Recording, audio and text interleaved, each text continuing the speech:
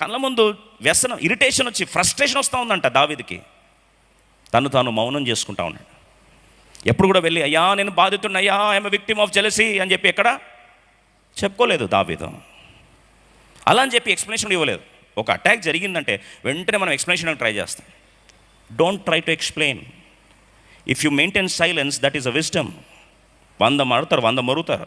నువ్వు అందరికి ఎక్స్ప్లెయిన్ ఇచ్చుకుంటూ పోయినావు అనుకో, అక్కడ నీ జ్ఞానం నీకు లేదని దేవుడు మరొకసారి జ్ఞాపకం చేస్తున్నాడు.